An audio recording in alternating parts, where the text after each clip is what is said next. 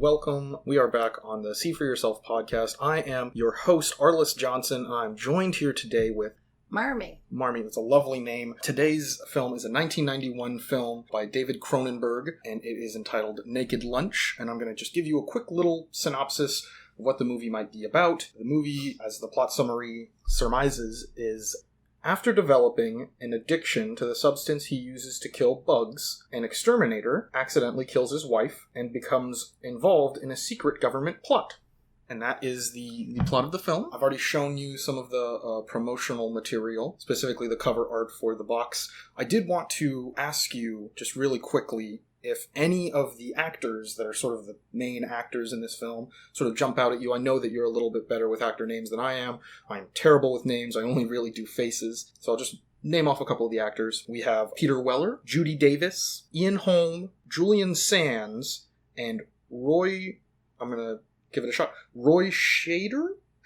Any of those names jump out at you? Not really. So for some reason, Judy Davis sounds familiar to me. And I saw that name and I just thought, well, maybe Marmee might have something for me there. But maybe we're thinking of Gina Davis. We had talked about that. Oh, no, it is Gina Davis! Yeah, that's what we were talking about the other day. I thought the same thing when you said Judy Davis, I thought. Gina Davis? Yeah. You're so much smarter than me, Marmee. You No. nailed it immediately. Okay, so the name of the movie is Naked Lunch, and this is a pretty common thing we like to do on the podcast. Naked Lunch. Does anything about that title jump out at you? Is there anything that makes you think immediately? What kind of assumptions do you have about the movie based on the title? Well, not what you read about the movie. That doesn't jump out at me. It doesn't really connect with the title, no, right? it doesn't. But let's imagine I didn't read the blurb, and what does the title by itself in a vacuum kind of say to you? I would say the word naked, maybe just laying it all out there. Mm-hmm. For everyone to see. Sure. So sort of just like a exposed lunch. Like exactly. It's just very honest. It's out there. It's not trying to hide anything here. That's what I think. Okay. And then lunch, obviously, just sort of the meal. Right. Right. Okay. Will there be any nudity in this film? I don't think so. We're going to go ahead and call it at a no. No. It was made in 1991, so, The based possibility could be. There are a couple of, the crazy 90s. Yes. I tend to agree with you, so probably should have done this a little bit sooner. This is a movie that I have seen quite some time ago, but it is a favorite of mine. And Marmee, I'm prone to believe that you have not seen this film.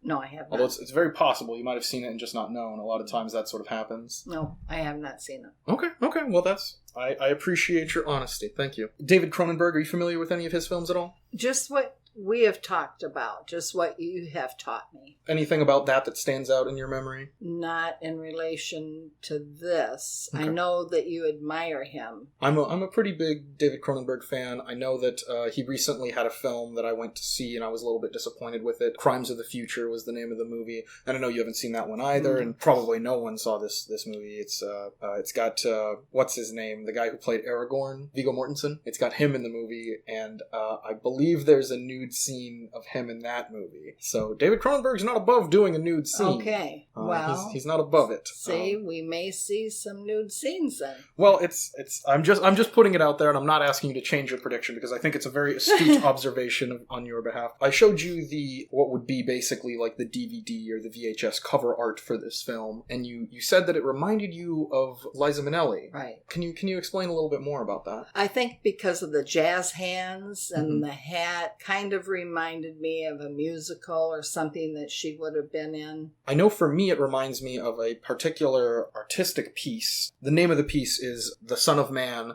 by Rene, and it looks like this. Oh. So that's what it reminds me of, with the hat and the face being covered up by sort of an everyday object. It's just that painting of a man with an apple in front of his face. And he's sort of in like a tie, and he's got a little bowler hat on. It reminds me of that for some reason, and I don't know if that's what they were going for, but the cover for this movie sort of just has that man with his hands in front of where his mouth might be, but his entire face is covered by a typewriter, and then the top of his head is covered by sort of a fedora or a bowler hat, something like that. Do you think that the typewriter will play a role at all in this film?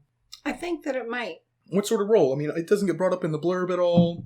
It's sort of just a weird random detail in the cover art. Well, if he is dealing with other countries that he might sell this information to. Sure, a government plot typically has something to do with information exchange. Yeah, that makes sense. What sort of government plots have you seen in movies that you think maybe this movie might have a similar thing going on there? Right offhand, I can't think of any. There's a lot of different movies that have like some kind of a scheme of sorts, but it rarely ever is labeled as an outright government plot, right? They rarely ever tell you like this is just straight up the government scheming something and this person's sort of involved with it. So I get that. Sometimes you don't get that clear, like, oh, this is a government plot. Right. You pointed out the fashion style of the hat, and I feel like maybe that sort of fedora / bowler kind of hat style might indicate the setting of this film. Do you think that what time frame do you think this movie's set in? Is it in the future, the past, a certain date? Well, the graphics on that, I think, were probably about the time period that it was made. So 1991. Yes. Okay. Is there any events in history that you were like, this movie might be sort of referencing this, sort of a... I can't think of any. I know that there was a large amount of, what is it called? The war on drugs was a really profound thing that was happening. Maybe not directly starting in 1991, but a little bit before, and then it sort of ramped up a little bit after, and just sort of in that quasi kind of time frame. Do you think this movie's sort of referencing that, perhaps? Because remember, he starts doing drugs, and then all these other things start happening. That's sort of the first thing that's mentioned in the book. It's a good possibility. That sounds like it could be. I know that, sort of the big villain of the war on drugs was sort of quickly labeled Richard Nixon. Do you think we'll get a Richard Nixon character in this movie? Or sort of a parable to Richard Nixon, maybe not him specifically? No. Just leave him out? Yes. I think that's the smarter way of going about it. I think that's probably... It would be a little too on the nose, right? Do you think that of the drugs that he's using, will any of them be familiar to us, or will it just be some otherworldly crazy nonsense? I think it'll be things we'll recognize. There have been a lot of drugs in films and films about drugs and things, so, we have somewhat of an understanding of what that might look like, and you're saying that you think you'll be able to see it and go, okay, I've seen something kind of like this in a movie before. Right. Okay. Why do you think he kills his wife? Well, it's a lot of possibilities. I think maybe she had found him out. Oh, yeah, she discovered his drug addiction. That's a pretty good reason to kill your wife. In a movie. in a movie. Only in movies.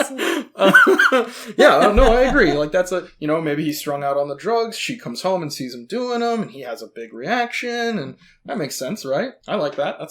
You're making some very down-to-earth predictions. What's the wildest thing you can imagine seeing in this movie? What's the thing that you're going to see and you're just going to be like, wow, this really blew my pants off? Because I wouldn't bring something to you unless there's something in it that's just wild. Well, maybe he was having an affair.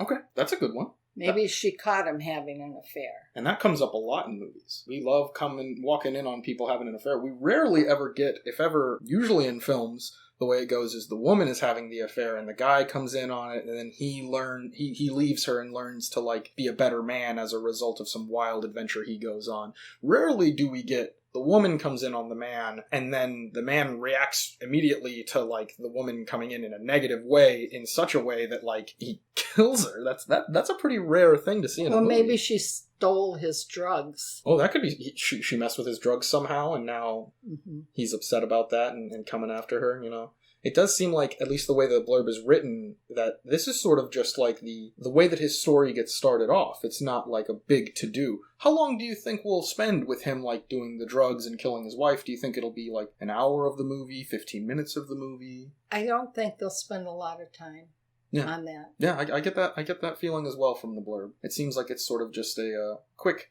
in and out, kind of the McDonald's drive-through of spousal murder, just really quick. Get in, get out, have her murdered, get on to the good stuff after that, right? Well, then there could come the investigation that's going to uncover a lot of things that we weren't expecting.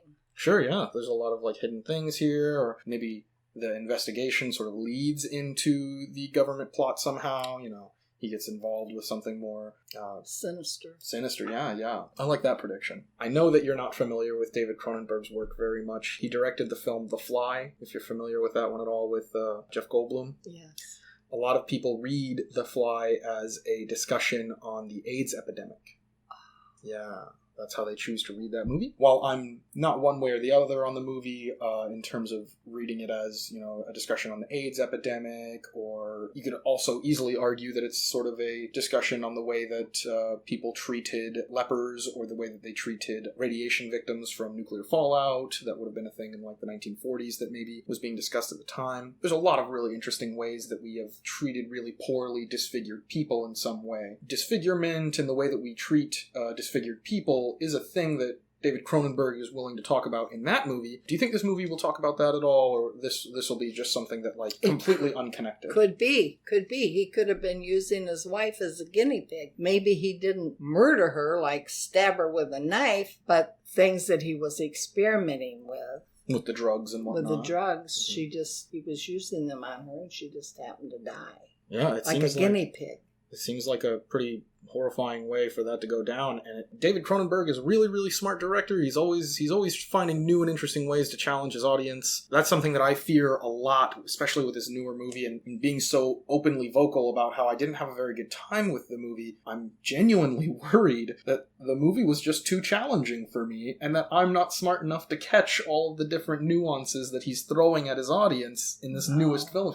Remember, The Fly is considered a masterpiece. This is considered a wonderfully powerful film. And it was, like 70s, 80s it was made, or whatever? Naked Lunch, another movie I love that I think there's a lot of nuance to and a lot of interesting things going on. And I apologize for the blurb not having a whole lot in it. I'm willing to recognize that. Another very nuanced film. And these movies were made 20, 30 years ago. Right. 40 years ago. Right. And so now he is this masterful director. He has a son who also directs now, and he's probably had a pretty heavy hand in teaching him various directing things and whatnot.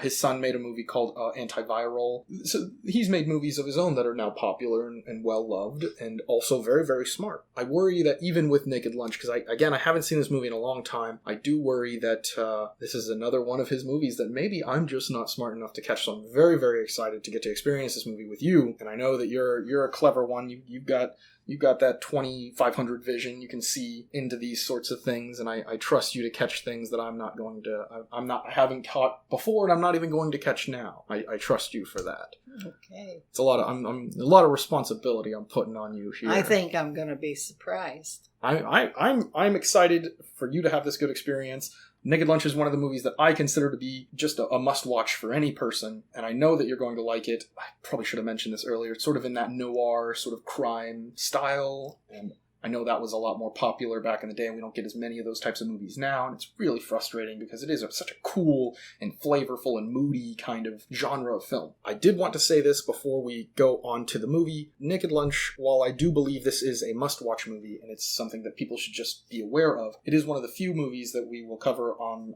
this podcast that isn't readily available to the public. We try really, really hard to find movies that are either completely free for people to watch and just available for anybody, anytime, always, as long as you have an internet connection. You can find this movie for free, or it's on some sort of streaming website that you can, make a fake little email account and have a free week of Netflix, Hulu, whatever have you, and watch the movie that we're talking about. This will not be the case with this movie, and it really hurts my heart to do that, but I do think it is something that we should put out there and that people should be made aware of. This isn't really one of those movies that can be spoiled for you per se. If you know David Cronenberg's work, you kind of know what you're getting into here. He's just one of those weird directors who's very consistent about the stuff he likes to put in his movies. So the stuff that you could say is spoilable really isn't all that spoilable if you're familiar at all with David Cronenberg. I will say I'm looking forward to watching this with you, so we're just going to go ahead and cut this here, and we will go right into the movie, and we'll return afterwards. I'm excited. I can't wait. I'm excited. Let's do it. Double excited. Yes.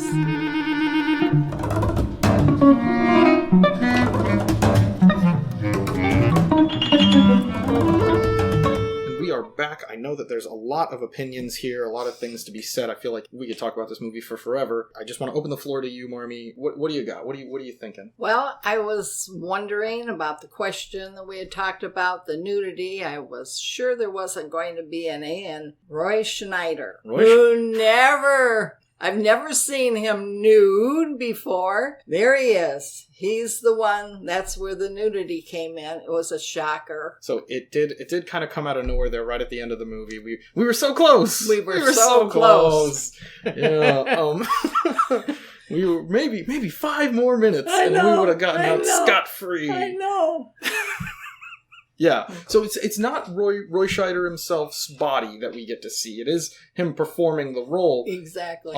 But it's that one actress who played the sort of stereotypical foreign... Right. The sort of stereotypical foreign person. The other part that I thought was interesting that they kind of just threw in was that it was in Marrakesh. And I've always read and watched shows about a lot of older gay men live in Marrakesh. So I wasn't really surprised to see that part of it, although I don't know how they were throwing that in to fit in, but it didn't surprise me to see it in there. So, okay, we'll just jump right into that, I guess. The aspect of this movie that covers homosexuality as a topic and as like a lifestyle and everything, wildly interesting. And especially in a 1991 film. Can you think of any movies from that time period that would have even talked about that kind of thing? No. And I think that actually it was unacceptable. Like if you made a movie about that, the producers or the MPAA or some other such group would have said, no, you can't do this. You cannot have this in a movie. That's right. And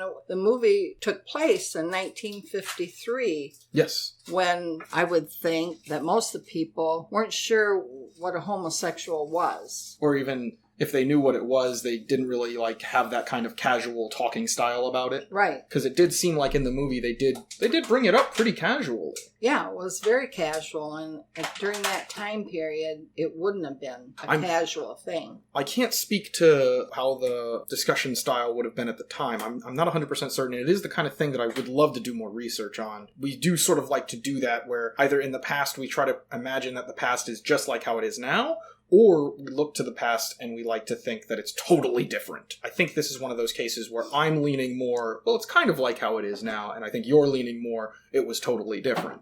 So I'm not 100% on this one, and obviously I'd like to yield the correct answer to you in this case, but this is the kind of thing I would love to do more research and see just how people really did talk about things like being a closeted homosexual in the 1950s or an outspoken homosexual in the 1950s, and how that exactly, what's the dialogue like for that? Yeah, I mean, I grew up, that's when I grew up, was in the 50s, but it wasn't any conversation about it, period. Well, as a young girl in the 50s, right? Yeah, Who's going to come up to a young girl? I don't Right. imagine they're going out of their way to have those kinds of conversations with a young Not girl, at all. right? Not at all. Or even in the proximity of a young girl, right? Right. Now in 1991, when it was made, yes, it would have been. Certainly a lot more so. Yeah. Yeah, that was one of the things in the movie. He goes to that bar. That's the first sort of time where it's really brought up. And it kind of hits you like a ton of bricks, right? Yeah, you're not expecting it at that all. young, beautiful man just comes up to him and Right. says, hey, are you gay? Yeah, and they did use beautiful men. Oh, yes. Gorgeous men in this movie. Just Right. wonderfully beautiful men constantly throughout. Yeah, I love that. That was nice. We all love to see a good, gorgeous man. Yes. Not to say that, Judy Davis wasn't a beautiful woman, or the lovely lady whose name is escaping me at this time, who gave us our wonderful nude scene. Thank you so much, ma'am.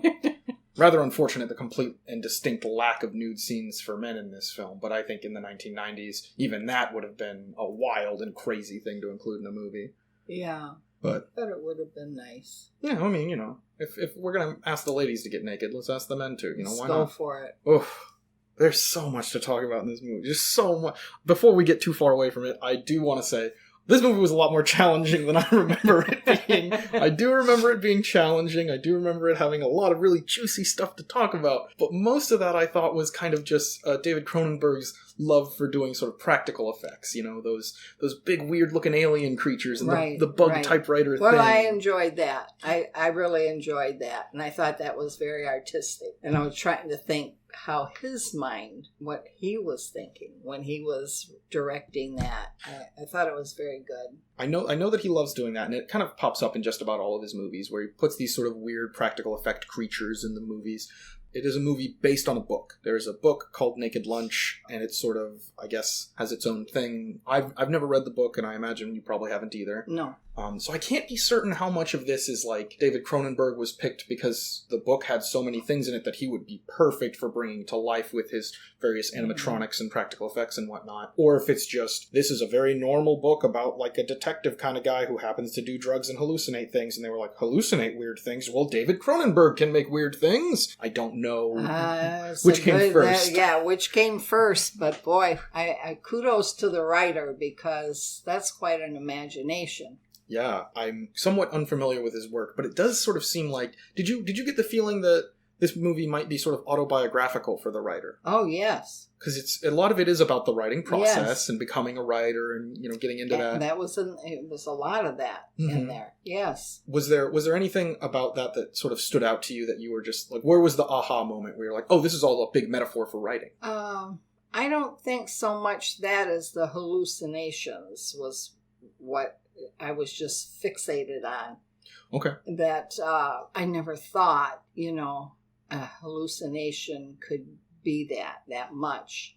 Do you have a scene in mind that you're like thinking of specifically? I think, when it started was with the typewriter. Sure, yeah. But when the centipedes, I'm getting off track here, but the centipedes too, I love the way they put that in. It was in the decorations. It was in the jewelry that they wore. It was everywhere. I thought that was great. I also really like that. I think, and this is maybe just because I've seen this movie a couple of times, maybe, but I think that the bug centipede kind of aesthetic or thing there, it's supposed to indicate to us as an audience that this is something that he sees as foreign or strange or just different in general. The beautiful men would wear these centipede necklaces, and sort of coming to grips with his homosexuality was like something that's strange to him, that maybe he doesn't really understand that well. It's also really hard to tell how many of his stories are just him like saying something strange to grab the attention of somebody, or if he's regaling a real life incident. Because he tells that story about how like, yes, the Lee men have always been perverts, and he's saying that his family has a long line of homosexuality in it, and that when he realized that was part of his identity, he felt that it was a bane on him, and that it wasn't until a beautiful older queen came up to him and he told him, you have to wear this badge proudly on yourself and let the world know that this is who you are, and living openly and honestly is what he's sort of preaching to him. And then he talks about how that person died sort of tragically, and not only tragically, but in a way that's sort of humiliating, like, to think about. Yes. I think that's the only thing for me that said 1953 was that. The story of Bobo? When the older man, was telling them that, and when he called his relatives perverts, that would have been... That's how you would talk about it. That's how it would have been. Yeah, you wouldn't have said they were all fabulous gay men. You would say that they were all plagued with a certain proclivity for similar-minded individuals in the male community. Right. And all this fancy, flowery language is just you saying they were all gay. Right.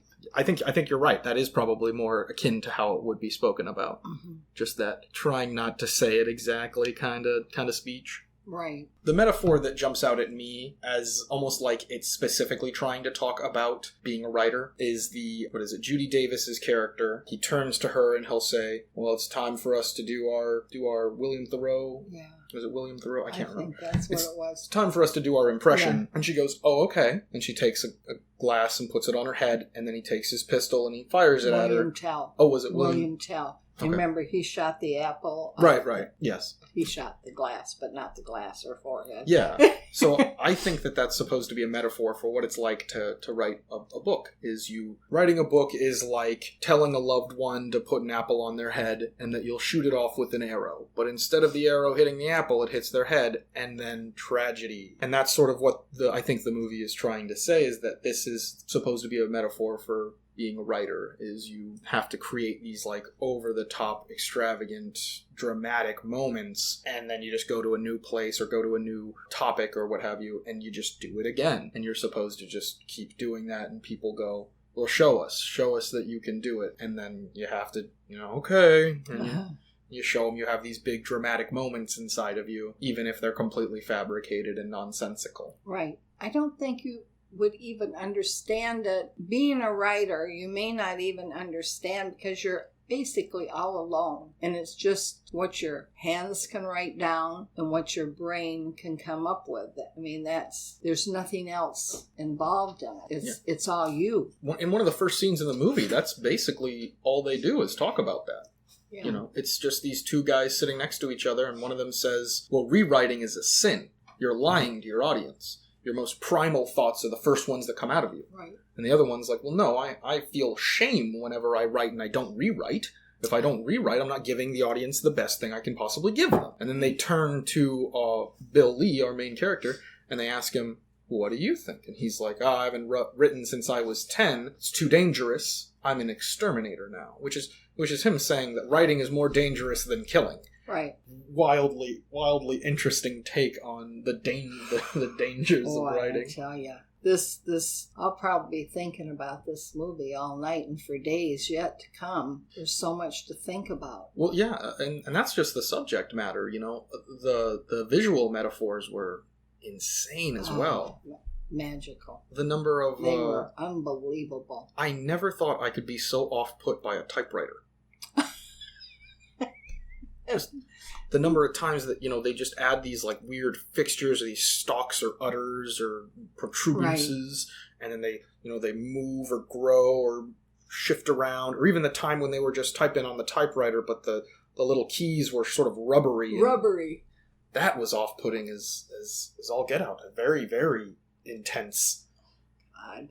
Seeing the people, because that's what it was, is the magworms or whatever they were calling them. They had this like drug in their like head udders, you know, and it's obviously meant to be somewhat sexual, and it's sort of like a visual metaphor for homosexuality and things. And I can't tell if they were trying to have a conversation about how like the public views being a homosexual as some sort of a drug, like, oh, if you decide to start being gay, you know, it's going to take over your mind, and you're not going to be able to think properly and things like that. It's a good possibility. I don't know if that's what they were trying to get at or not, but it makes me think of that type of rhetoric from back in the day. Right. Where it wasn't... That's something they would have thought back when they made them, when it was taking place. Yeah. And it's crazy that, like, now we can look back on the movie and they say things like faggot or chink or whatever, and we're like, well, that's not great. But we don't really... It's not as easy to think about, like, well, but the issues of the time and language of the time. And the issue of the time would be that people would think of being gay as like being in a cult or being on drugs or something like that. These fantastical, crazy sort of metaphors for, if you're gay, these are the things that are going to happen to you. And now we know that that's not the case. And looking back on this, in 1991, this might have been a pretty liberating kind of movie for a young homosexual to watch and think, oh, they're sort of satirizing and lampooning these crazy government, you know, or societally based ideas of what it means to be gay. Yeah. Boy, we need to talk to the writer of this book. I think we should get a copy of the book and try to give it a read. Yeah. You're a lot faster a reader than I am, so I'll get it to you, and then, you know, when you're done with it, you can tell me if it's all gobbledygook or if it's, you know. Wow. I like how they reused actors, actually. That was really cool to me. Yes. They would have an actor play multiple different roles, and I thought that was neat. Yeah. You don't see that a whole lot. No. But I love seeing it when I do. Yeah. I like that too. Judy Davis got 2 different roles, and I want to say that the cops at the beginning that pull him aside and have him talk to the little bug typewriter thing for the first time are the same people at the end that stop him and ask him to enter Russia. I think he's entering effectively Russia. Yeah. Or maybe that is a part of Russia or something that I'm just unfamiliar with. I'm fully willing to accept I'm just ignorant of that. He was on the run. He wasn't slowing down. I thought it was interesting how compliant he was sometimes, and how other times he was very violent. His first reaction with the typewriter was just, okay, I'm going to take my shoe and kill this thing. And then the next time he sees one, it's like, hey, can you just type some words into me? And he was backing away, and he was grabbing a wine bottle to smash it with. And then he's like, can you just type some words into me? And he's like, well, okay, I can lower my defenses and come over and type some words into you. Yeah. Where did that come from? And he just like, I don't know. I think it might be commentary on how if you're high on drugs long enough, maybe you become a little more compliant, or maybe I don't know. I'm not sure why he did that exactly. Because in my head, I'm like, no, he's gonna He hasn't changed any to, like... Whack him with a bottle. Yeah, whack him with a bottle or run out. Like, both of those seem like reasonable things to do. And it would make sense as a good progression, right? Like, maybe the first time you whack him with your shoe, and then the second time you just walk away. Then the third time, you're like, well, I've seen enough of these things. I've gotten a little more comfortable. Okay, I'll type on you, or I'll do the thing you're asking me to. Yeah. And then he breathes on the centipede and kills him. Yeah, so I guess that's supposed to be... In my mind, I'm thinking, like, he is so high on these bug-killing things that he's, injecting into himself. His cells are full of it. Yeah, he's just... Yeah, even just breathe... It's like you can give a breathalyzer and the alcohol in your breath will come out, So maybe it's the same with this. That's how I interpreted it. But it's also interesting, given what we've talked about with, like, the bugs sort of being a symbol of what is foreign to him, and specifically homosexuality is one of the things that he considers sort of foreign. Maybe breathing on it like that, or, I don't know. If you consider that he's taking this drug that is an anti-bug drug, and that the bugs represent homosexuality, there's some sort of discussion trying to be made here about, are we creating situations where people have to ingest anti-homosexual rhetoric, and then throughout your life you're just sort of always in that anti-homosexual mind state? The typewriter even says something like that, where he's like, I can't tell, because the things that he's saying are supposed to be like pro-homosexuality. We'd like it if you would imbibe in this and enjoy it emotionally, or maybe even physically. The homosexuality can be good for an agent. The best cover you can have is to be a homosexual. Are we supposed to read that as the movie is being pro-homosexual, or are we reading this as there are times where even a government entity will try to be pro-homosexual, but in reality they're just doing that for their own benefit? What do you think the birdcage scene was all about? So specifically when he walks into the room and they're making those very sexy noises, and we come into this big centipede man sort of digging his claws into the beautiful young man. That's a really good question. It's certainly probably the most explicit sex scene we get in the movie. We get a sex scene earlier in the movie where his wife is having sex with somebody, but it's kind of just happening to the side. Yeah. The movie doesn't really go in on it. It's not very affectionately done. Whereas this sex scene, and it's pretty clearly a sex scene of some kind, is very visceral. It's very in your face. There's a lot of leading up to it, and it stays on it for a couple of seconds, and it's pretty jarring. It is very jarring, and it affected him so much. Yeah, I feel really bad for the character of Kiki, that beautiful young man. Yes. He clearly wanted to be helpful and had some feelings for Bill. I think they could have had a relationship, a good one, and I think Bill was feeling that. And I think he sort of takes advantage of him in a way by basically giving him over to the older man. Or I don't know if he's older, he's just kind of the wealthy man. He did use him. So I don't know exactly what it is. I don't know if maybe he didn't respect Kiki, or maybe, again, it could just be all the drugs and whatnot. There's a good question to be asked here about we've talked about this on the podcast quite a bit. This is one of my favorite things to bring up. What is a diegetic concept in the film, and what is a non-diegetic concept? And diegetic normally applies only to sound or music. Sometimes when you're watching a movie, there'll be a jukebox playing a song, and everybody in the scene will be kind of dancing along to the jukebox. They can all hear it in the scene. That's called diegetic music. Non-diegetic music is like when Spider-Man's swinging from the ceilings and whatnot, and the scene's opening up, and it's got that big... That's not the right, but But he doesn't hear that. He doesn't hear it. That's just there for the audience to hear, yeah. That's non-diegetic music. It's not actually, there's not actually a sound system playing in Spider-Man's ear, or like a big announcement sort of going across New York City's skyline that's, playing that music. It's just sort of for our entertainment purposes. There are some scenes that I think are meant to be understood metaphorically, and there are ones that are, I think, supposed to be understood as this is his understanding of it hallucinogenically, and it's not meant to be understood literally this way. Right. He has that sort of, he's fooling around with Joan, and that sort of flippy-floppy butt jellyfish thing falls on top of him and her. Yeah.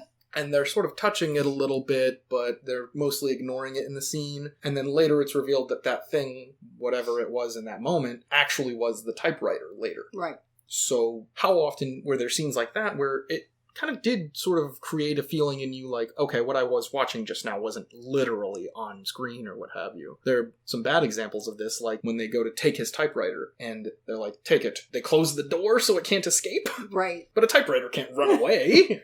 So why would that happen? Because he was hallucinating. Yeah. So there's some times where it doesn't make perfect sense exactly. It's not like a one-for-one thing. Right. Well, after I thought about it for a while, I thought he was really getting into the young man, but then he used him to get back with Joan. Mm-hmm. That's, he just like threw him under the bus. Like, I want to get to her.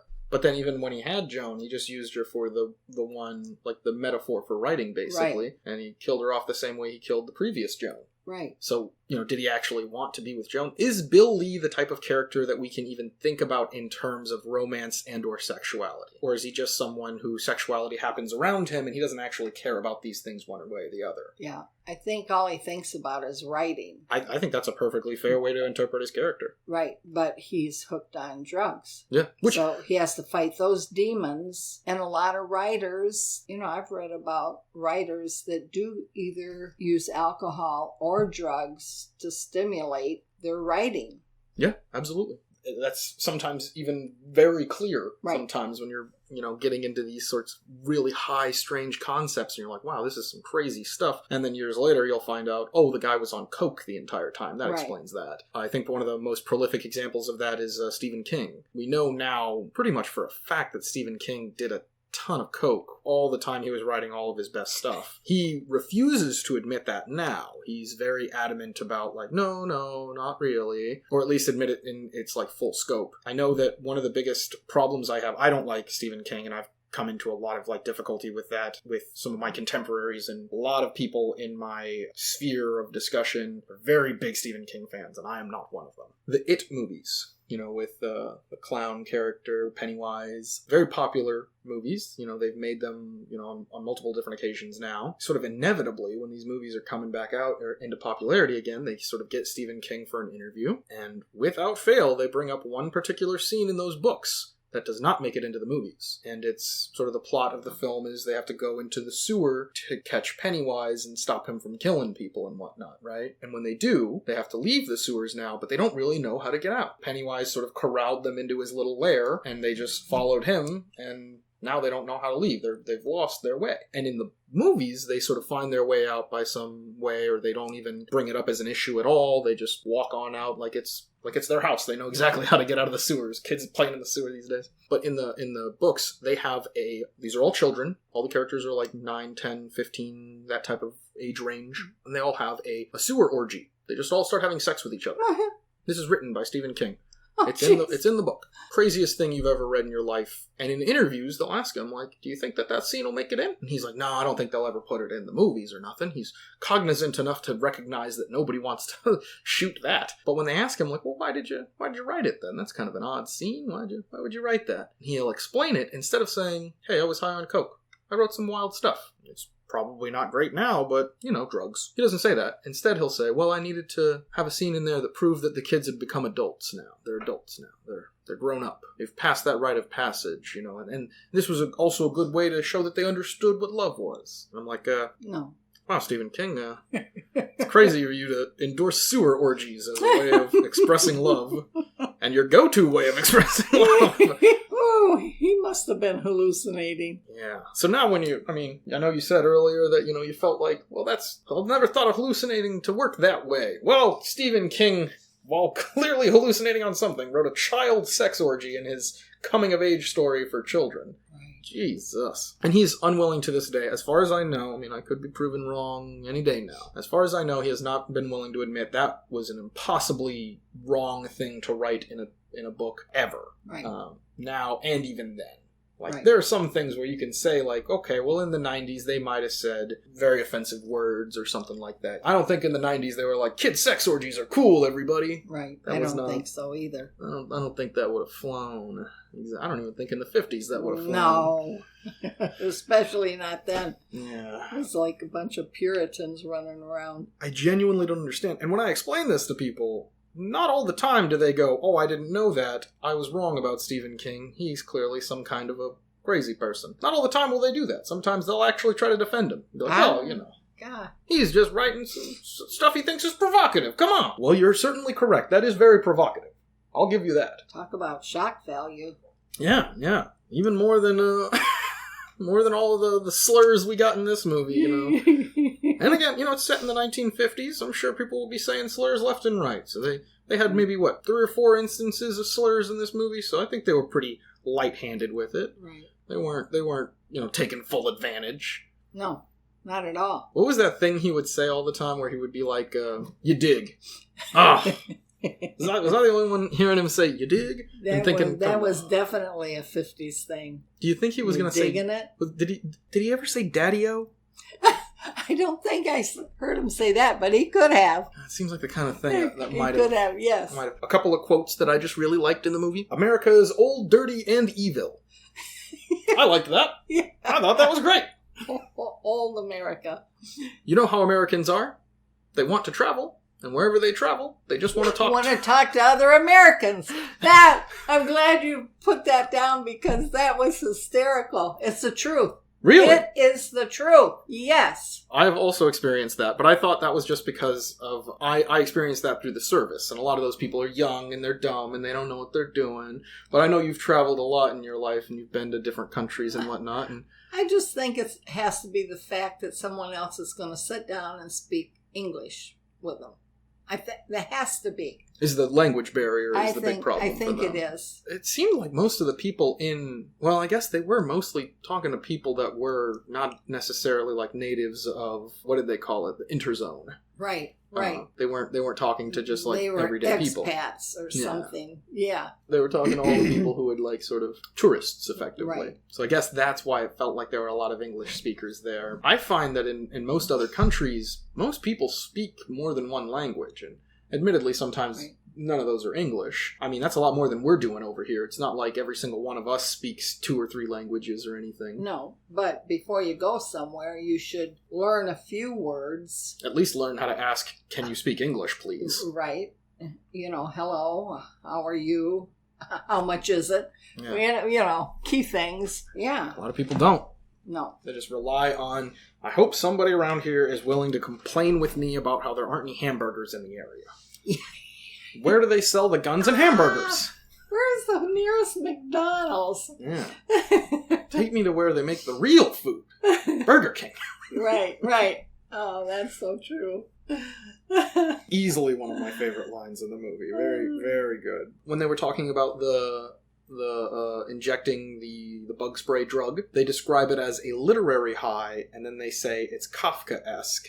Makes you feel like a bug. At any point, have you tried to imagine what that's like at all? No, not at all. Because the movie doesn't really give you that. He does the drug quite a bit, but doesn't ever really express him feeling like a bug. No, I didn't get that at all. The only thing I got is people that do drugs are willing to try anything if it'll get them high. They did say that they had tried that particular drug on a whim. And I wonder, is that just how all drugs are sort of discovered upon, I believe so. You're just kind of sitting around, you go into your backyard, you look around, you're like, wonder what would happen if I put that in my mouth. I don't know. Yeah, look at that mushroom. It could be good. Could be fun. Yeah, and you start out, you want something that you can actually take home and eat. And then when you find out what it does to you, you go out in search of that particular one. In a way, it's kind of noble, You're willing to explore and experiment. You're something of a scientist, Yes. And I'm sure, back in the day when we were, cave people or what have you, that was a very, very, very cool thing you would do, to have someone in the group that was just like, yeah, I'll try the thing. And if it kills me, you'll all will know. And if it's really, really great, we'll all know. And we can. But look how long they've been using opiates and things. Forever. Back. Forever. Mm-hmm. I'm willing to bet it was just based on someone going, I don't know, I'll eat this. Why not? I think so. Yeah, makes sense. Just happenstance. Are you familiar with Kafka? No. So Franz Kafka he's an author, and he wrote a book called it's a short story, I guess, called The Metamorphosis. Or I think it's just Metamorphosis. And it's just about a man who lives with his family, and they're very mean to him. They're very cruel. And he goes to work every day, and he just feels really small, and he's always getting, picked on by his family, and they're very mean to him. One day, on a particularly difficult day that he wakes up and he's a cockroach. he finds that he had been turned into a cockroach overnight. So he's sort of scurrying around the room in a panic of sorts, trying to figure out what had happened to him or how to live his new life, I guess. His family members come into the room and they see him scurrying around down there, not recognizing him and being sort of vindictive people in general. They stomp on it, and that's how the book ends.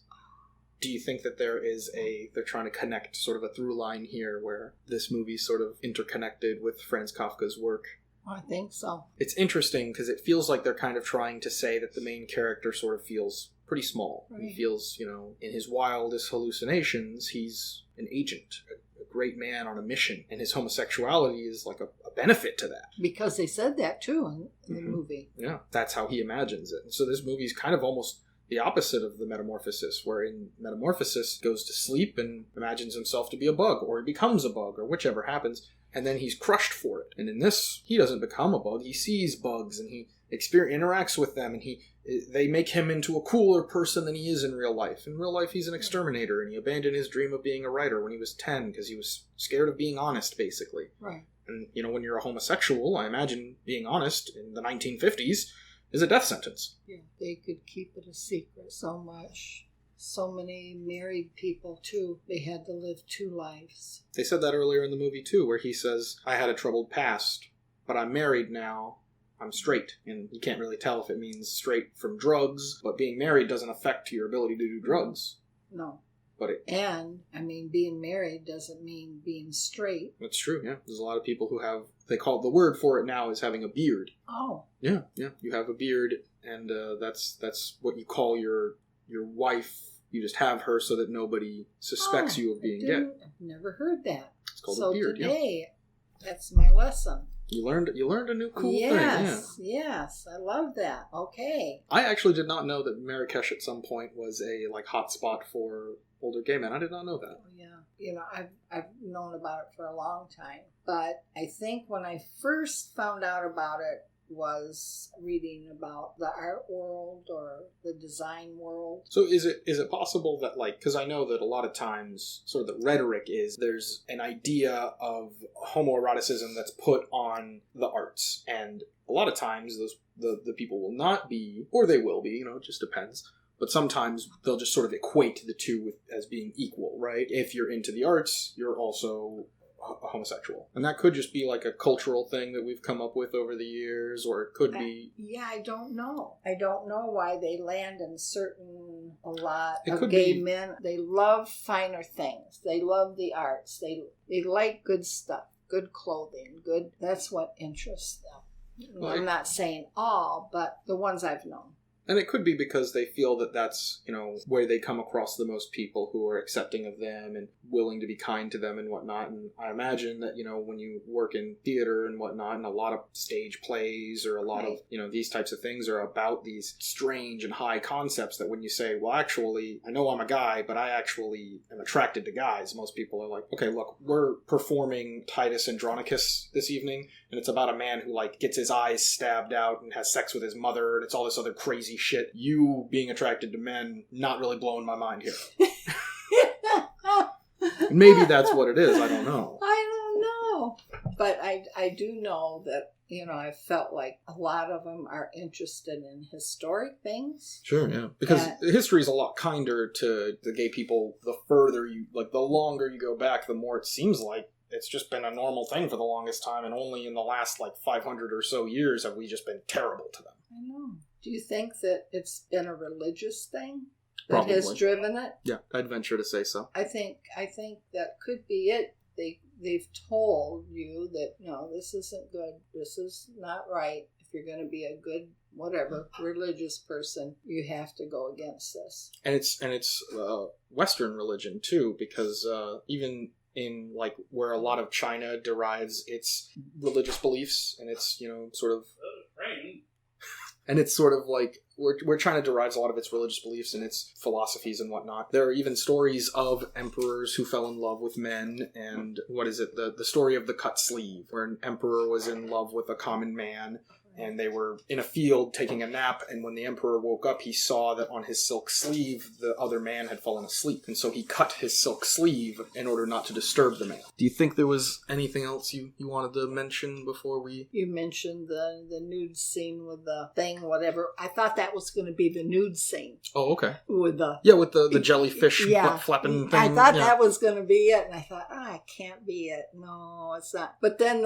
the other one wasn't real nude scene either. It was just prosthetics. I honestly, the more I look back on it, the more I'm certain that the nude scene we actually got was completely unnecessary. Yeah. They could have just as well not had it at all. What if he revealed his chest and there was nothing there? It was just a man's chest. Right. You know, I'd be like, oh, okay, so he's a dude the whole time, you know? And they could have left her clothes on and done it. Yeah. And just had... So many different ways to do that. It feels somewhat unnecessary, I guess. But...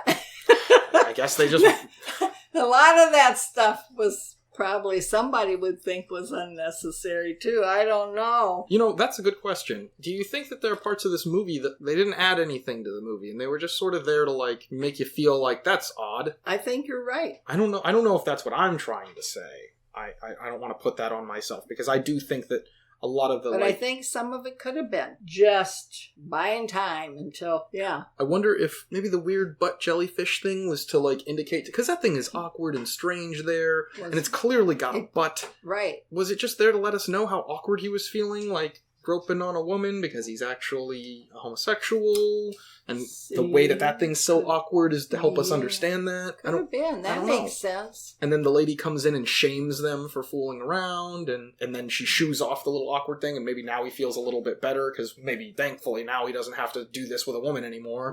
Right. And she shoos off the awkwardness because she's also shooing off the sex that they're about to have. Right. I don't know. I can't say that 100... That does make sense, though. It doesn't feel like anything is like 100% just there to make you feel awkward. It does feel like most of the stuff serves some kind of a purpose. Right. Maybe the, like, bug thing turning into a typewriter was mostly just there to, like, move the story along. It did feel kind of cool to have a weird bug typewriter fight thing happen. That was cool. It did.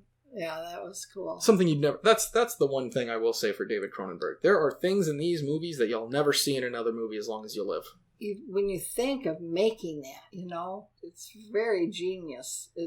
Because even where I was looking, thinking that was the mouth, no, the mouth was over here. Mm-hmm. Because I was kind of looking down here. It was just, how do you come up with this stuff? How do you do it? Yeah, David Cronenberg has to be one of my favorite inspirations for just strange ideas. Visual art. Yeah, when people say, like, this is how this has to be done, or it's going to go this way, or this is going to be what's going to be in it. And I always think about David Cronenberg and how all of his movies have stuff in them that are like, you would never imagine that would be the way that it would go, or it would include that type of an image, or that type of a creature, or what have you. Right.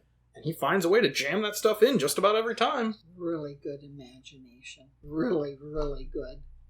Honestly, watching this movie makes me like the newer David Cronenberg movie a lot more. It does reaffirm my belief that I'm just too stupid to really grasp why that newer movie's so good. And I think that's probably a good thing. Whenever a movie can challenge you so much that you're like, I'm just missing stuff in other parts of my life. I'm just not getting it. I think that's a good thing. Yeah, it is.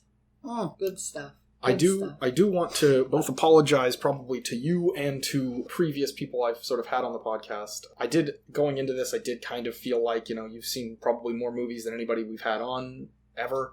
A lot of the people I sort of pick to have on here are people who haven't seen a ton of movies, and I know that, you've seen quite a few, or certainly more than them. And I wanted to show you something that maybe you hadn't seen before, because I always feel like people kind of get into these mindsets of movies can only be this or that, right? I'm always trying to break up that idea, but I have a nasty tendency to, especially, the first go of it, sort of go a little too far into crazy, difficult films to really talk about and to really have, like, a good understanding of what happened exactly, and really just difficult movies for people. I know that, the first movie I ever picked for this podcast was Nightingale, and the movie's just about, like, it's just a really difficult movie to watch. It's got, like, 3 or 4 rape scenes in the movie, and it's about, like, women's suffrage and the difficulty of the native people of, I want to say, Australia, or New Zealand. Might be Australia. I get them confused sometimes. And just how those people were decimated by colonizers and had a really tough go of it. And that movie's really hard to talk about. And the people, God bless them, those people that I had for that first episode tried their best. They really did. But it's a hard movie to, like, get out of and be happy to have seen, the kind of movie that you need, like, a week or two to sit on. Mm-hmm. Right. I tend to have, like, a more optimistic outlook on films. I'm just so happy to see anything at all. And that's the truth. A lot of people are like, what did I just watch? It was, like, all about, these weird fish aliens with penises on their foreheads, and they shoot goo all over the place, and that was gross, and why would you make me watch that? I appreciate your stick-to-itiveness to be able to sit through that entire film and have constructive and interesting things to say about it, other than, that was just really gross, and I felt awkward the whole time. No. Well, I was looking at it from a different perspective, too. All the visual art, I'm thinking more that way. Sure. I'm watching the movie and I'm taking it in, but then when you see something that's so outlandish, you have to just... You're glued to it. You can't take your eyes off from it. I will say the level of, like, ridiculously provocative these images and the movie itself. I don't love using that word provocative because it's being used so much now that it basically has no meaning anymore. But it's the kind of stuff that you want to see it and you want to talk about it, but you don't know why, and it's like a train wreck. You just can't look away. But it's not. I don't want to say it's like a train wreck because it's not like a bad thing or anything. It's nice. It's just really, again, just stuff you'll never see before or after. Right. And it's just really, whoa. I feel like this is probably the top of the mountain as far as weird stuff I'm going to show you, but I don't want to make that promise and then break it later. So whenever people try to understand me, it's really hard for me to be like, oh, did you ever watch Naked Lunch? Yeah, I really like that movie. Because no one's ever seen this movie. Well, Paul pointed it out earlier. The movie made like $18 million, or the movie cost that much. The movie cost $18 million, but it only made $2.5 million or something like that. Right. Because, again, people don't want to be challenged. They don't want to see something that's kind of designed to sort of make you feel a little bit weird and a little bit awkward. They don't want to think about it. I think people don't want to use their mind. In movies like that, you have to use your mind. You can't just sit there and be entertained. Yeah. You can't just come and go. It's not McDonald's. It's not Burger King. It's the same thing as Americans always want to watch movies, but they only want to go and see the movies that are just America movies. Right. And they're not challenging, difficult pieces, Yeah. Did this movie remind you at all of anything like, I know Casablanca, it gives sort of similar vibes to that? Yeah, same, taking place at the same time. Sure, yeah. I think in the same place. I think Casablanca would have been... like 1930s or 1940s or something like that? In the 40s. But yeah, still similar... pretty close. It gave you that same feeling. Yeah. I think they did a good job. I mean, if you didn't know they were in Marrakesh, they did a very good job. You knew where you were at. Yeah, yeah. All of the background and the way that the people were dressed and all that stuff was it felt accurate, Yes. Felt good, felt appropriate. You knew that you weren't in America anymore. Right. I thought they did a good job, too. Well, I think that we have enough here that we can probably call this a day. Sounds great. It's been fun. It's always a pleasure talking with you, Marmee. I will. We'll just go ahead and cut it here. Okay, sounds good.